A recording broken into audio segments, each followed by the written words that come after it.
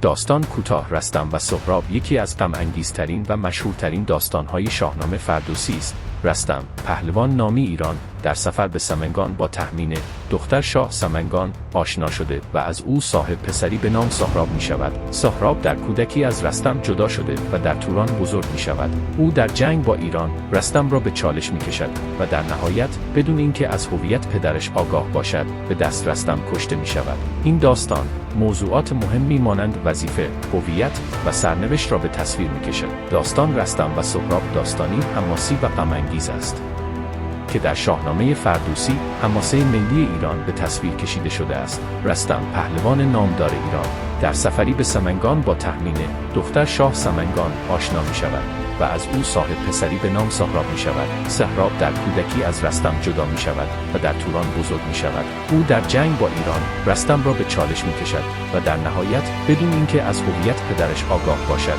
به دست رستم کشته می شود.